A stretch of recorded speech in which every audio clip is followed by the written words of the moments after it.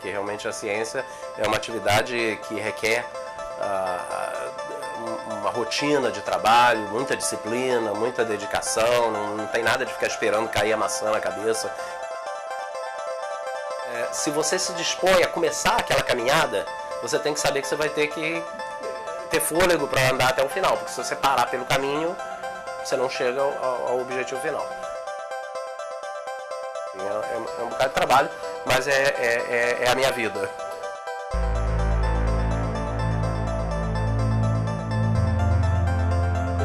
Permite aplicar amostras de proteínas, na frase, coisinha pontual que você reproduz o que você mesmo já fez, muda porque tem os neurônios no cérebro de um animal experimental, a gente precisa manipular esses neurônios para colocar as plaquinhas em que as células são mantidas vivas. Então elas são mantidas vivas, tem uma câmera específica de alta resolução que captura a luz emitida pelas células e te produz uma imagem.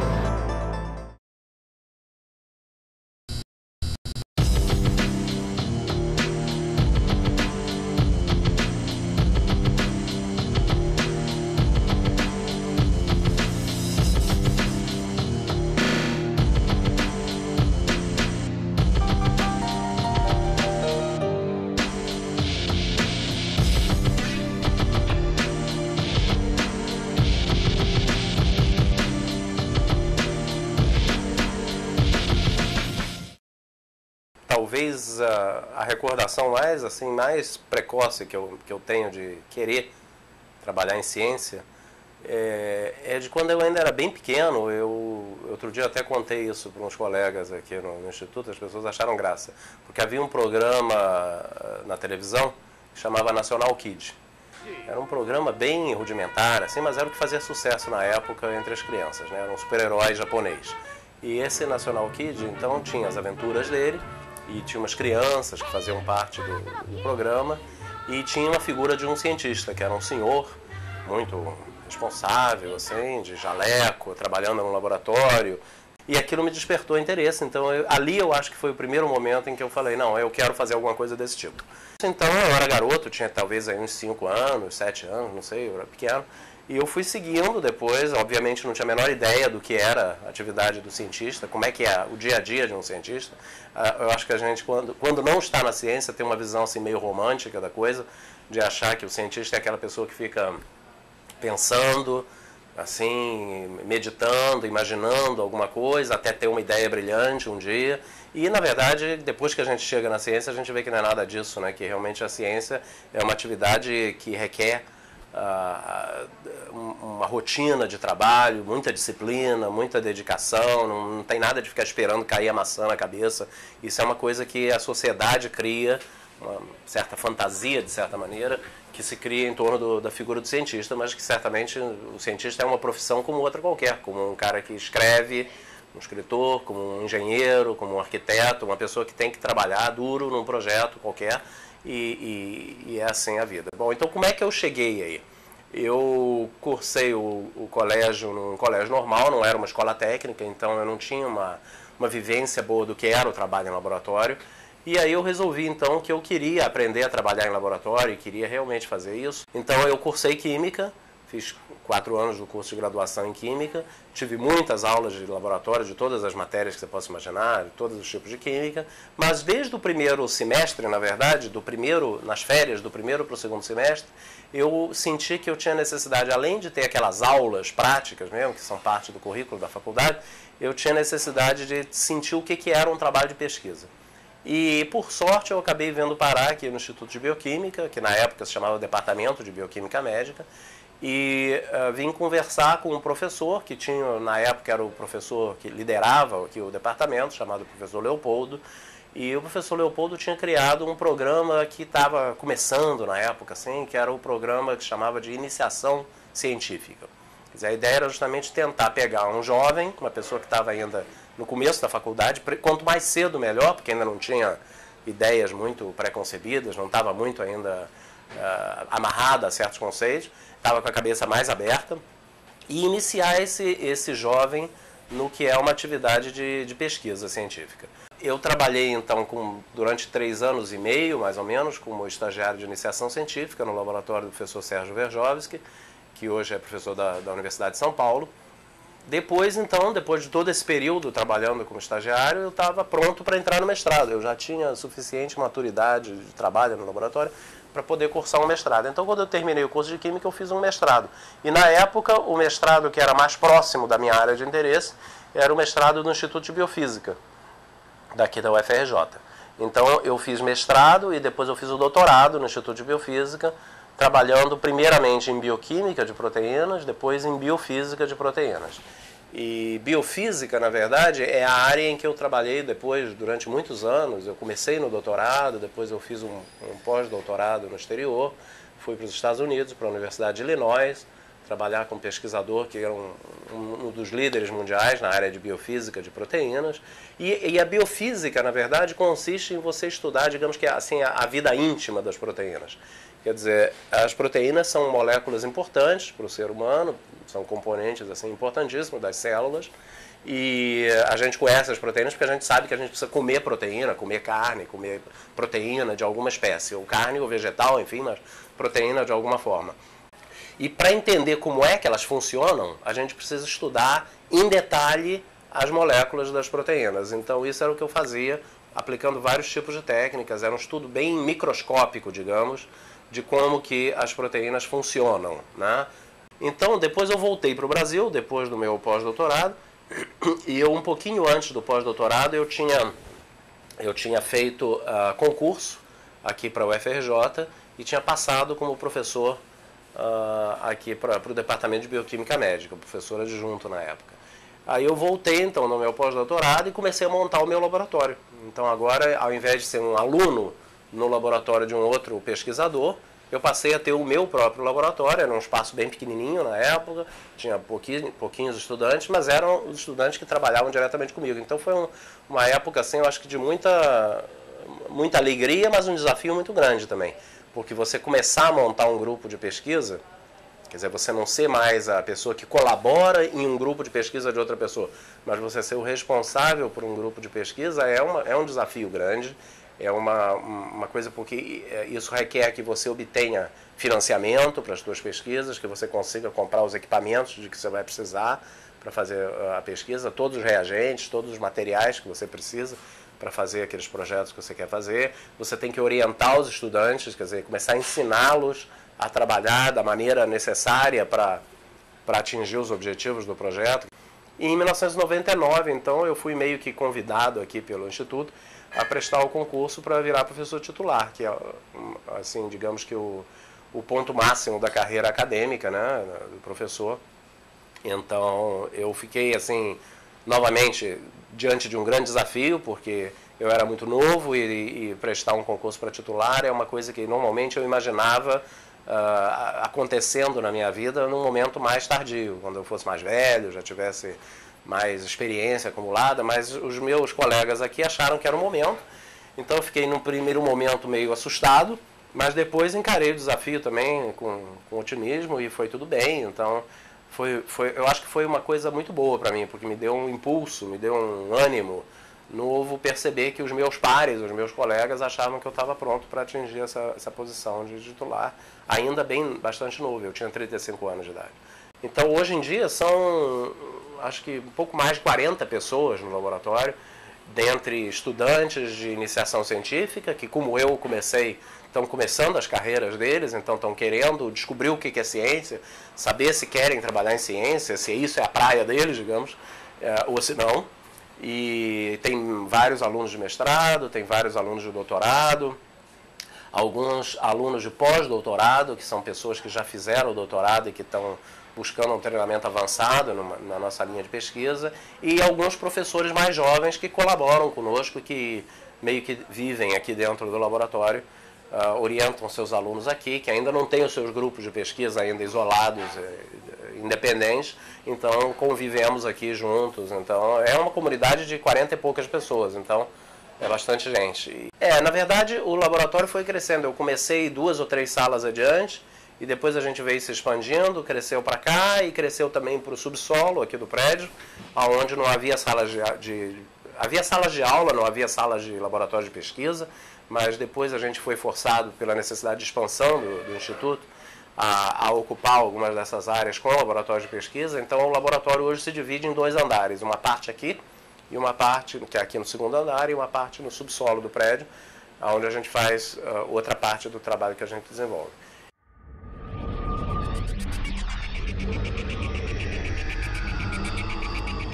Então, a principal linha de pesquisa do nosso grupo é na doença de Alzheimer.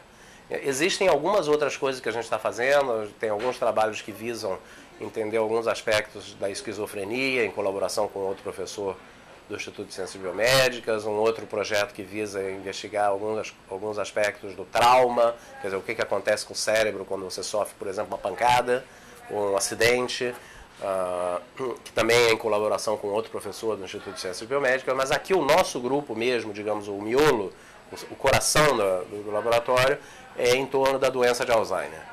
E a doença de Alzheimer ela é uma doença que afeta, como muita gente sabe, principalmente os idosos. Não é impossível você ter uma pessoa de 40 e poucos anos com doença de Alzheimer, mas é raro. São relativamente raros esses casos, e esses são os casos assim, familiares. A maior parte das pessoas afetadas pela doença são pessoas já mais idosas, acima dos 65 anos de idade. E é uma doença muito prevalente, tem uma incidência muito grande. Hoje em dia se sabe que a doença de Alzheimer afeta cerca de 10% das pessoas acima dos 65, cerca de 25% das pessoas acima dos 75 anos de idade e até 50%, quer dizer, 1 em cada 2 pessoas acima dos 85 anos pode desenvolver a doença de Alzheimer. Então é uma doença associada ao envelhecimento. Não é causada pelo envelhecimento, porque você pode perfeitamente envelhecer saudavelmente, quer dizer, com o cérebro muito saudável, mas é uma doença que está frequentemente muito associada ao envelhecimento. O que a gente faz é trabalhar com diversos tipos de modelos da doença. Desde modelos que são células isoladas, quer dizer, a gente isola os neurônios, que são as células do cérebro, e trabalha com eles em laboratório, isoladamente. Esses neurônios podem viver aí até 3, 4 semanas numa plaquinha de plástico, em que a gente dá uma comidinha adequada a eles, mantém eles nutridos, em temperatura controlada, com tudo direitinho, e eles vivem ali aparentemente satisfeitos durante algumas semanas. E, finalmente, a última parte do trabalho que a gente faz aqui é realmente com material já humano, que são amostras de tecido cerebral humano, seja pós-mortem, quer dizer, após a morte do indivíduo, a família dá o consentimento para que parte desse cérebro seja utilizada para pesquisas, ou mesmo material retirado de pacientes que são submetidos a cirurgias no cérebro.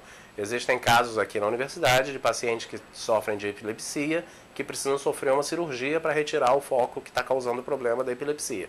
E então existe a possibilidade de que parte do material que seria jogado fora possa vir para um laboratório de pesquisa. Então esses pacientes também são antes consultados, pergunta-se a eles se eles aceitam, se eles gostariam de participar de um estudo desse tipo. Então para eles não tem perda nenhuma, evidentemente a gente não vai tirar um pedaço do cérebro de uma pessoa sem necessidade, claro que não se pode fazer isso, né? Mas seria um material que seria normalmente descartado após a cirurgia para tratar o problema que eles têm. Além disso, o meu trabalho diário é de orientar as teses dos alunos de pós-graduação, de orientar o trabalho dos alunos de iniciação científica e de pós-doutorado, de discutir os resultados com o grupo para garantir que a gente esteja fazendo coisas que são relevantes diante do que se sabe no mundo inteiro, né? A ciência é uma atividade extremamente dinâmica no mundo, tem centenas de milhares de cientistas, milhões de cientistas trabalhando em todo o mundo em diversos problemas. Na área de Alzheimer, particularmente, é uma área muito competitiva, então é preciso manter uma atualização constante do que está acontecendo nos outros grupos no mundo afora. E então esse tipo de trabalho é um trabalho que cabe a mim em grande parte. Acompanhar o que está sendo publicado nessa área, ver de que forma o conhecimento que se produz no mundo se aplica ao que a gente está fazendo aqui e ver de que forma a nossa pesquisa vai se inserir nesse quadro geral. Então é um trabalho, digamos que basicamente um trabalho de orientação, de coordenação, de gerenciamento das atividades do grupo. Para o tipo de trabalho que nós fazemos, que é com células nervosas, com neurônios, a gente usa muito microscópios, né, que são equipamentos que te permitem enxergar células em grande aumento. Então, a gente faz alguma coisa também com microscopia eletrônica, que é uma microscopia de grande aumento, que permite estudar as células em grande aumento. Então, você vai ver detalhes muito finos da estrutura interna da célula. Mas isso, necessariamente, para usar um microscópio eletrônico, você tem que trabalhar com uma célula morta. Essa célula tem que estar, como a gente chama, fixada, quer dizer, ela estava viva e você joga um reagente que meio que congela a célula. É como se você tirasse uma foto instantânea da célula naquele determinado momento da vida dela. E depois, então, você vai para o microscópio para olhar como é que a célula estava naquele momento. Isso é importante, é bom, mas não é a única ferramenta que a gente tem. A gente usa muito também um tipo de microscopia que se chama microscopia de fluorescência, que é uma microscopia baseada no uso de luz. Então a gente ilumina as nossas células, que estão lá numa plaquinha de vidro, você cola as células naquela plaquinha de vidro, elas grudam ali, naturalmente, elas grudam, aderem, e você então ilumina aquelas células com luz de diferentes cores e vê a emissão da luz em diferentes cores também. E com isso você consegue entender muita coisa do funcionamento da célula, dá para fazer inclusive isso com células vivas. Então, os equipamentos do laboratório são todos de uso geral, liberado para todos os alunos.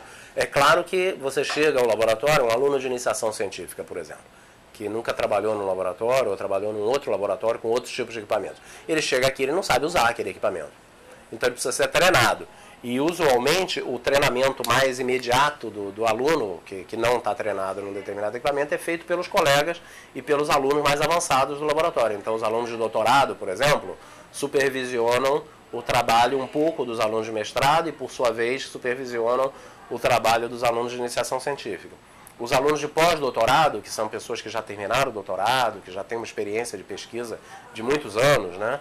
Se você conta aí que tipicamente uma pessoa faz um doutorado em 4 anos, um mestrado em 2 anos, então essa pessoa tem mais de 6 anos de formada trabalhando em laboratório. Às vezes tem 8, 10 anos, contando o tempo da iniciação científica.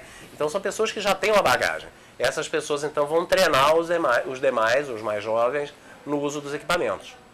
A vida do cientista, como eu disse, é uma vida de muita determinação. Se você não tiver muito determinado a perseguir os objetivos que você se propõe, você desiste pelo caminho, porque não é uma atividade que te dê, ao fim do dia, a gratificação de um projeto concluído. Um projeto científico que se inicia hoje, tipicamente vai terminar daqui a 3, 4 anos.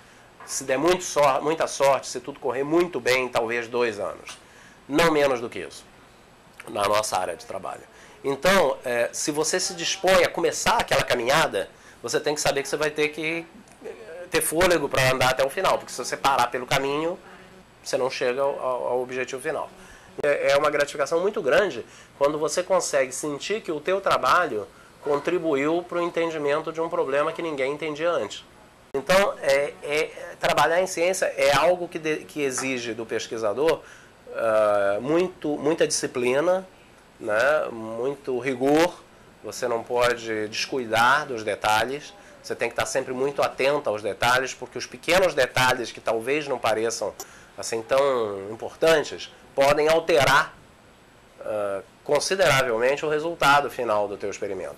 Então você tem que ter uma disciplina de trabalho, tentar fazer tudo de uma forma reprodutível, quer dizer, da forma como você faz hoje, você vai fazer semana que vem, daqui a 2 semanas, para tentar evitar variações aí que acabem comprometendo o resultado do projeto. Aí eu ganhei tive algumas recompensas, assim, algumas premiações. Eu acho que uma que também foi muito significativa para mim foi ser admitido para a Academia Brasileira de Ciências, como membro da Academia Brasileira de Ciências. Outra premiação que eu achei muito legal foi a premiação da Ordem do Mérito Científico Nacional, que é uma ordem presidida pelo Presidente da República. E fora, no exterior, eu recebi algumas premiações que foram importantes. Por exemplo, uma premiação da Fundação Guggenheim, que acho que foi em 2001, que eu ganhei um prêmio de pesquisa da Fundação Guggenheim e apoia as artes, apoia o cinema, apoia as ciências políticas e as ciências naturais também, como é o caso do trabalho que a gente faz. Então foi uma coisa que eu gostei. Outra que foi um auxílio, um apoio financeiro que eu retive por 10 anos de um instituto muito importante nos Estados Unidos, que é um instituto de pesquisa chamado Instituto Howard Hughes, que foi criado por um milionário americano chamado Howard Hughes. E eu, durante 10 anos, o trabalho aqui do laboratório foi financiado por esse instituto. Eu acho que essas são pequenas recompensas ou pequenos reconhecimentos que o cientista recebe ao longo da vida. Enfim, é um bocado de trabalho, mas é a minha vida. Eu acho que é o que eu escolhi para mim desde garoto. Eu imaginava que eu ia querer virar cientista e acabei virando e descobri que era isso mesmo. Felizmente não me arrependi, não descobri que eu estava na praia errada.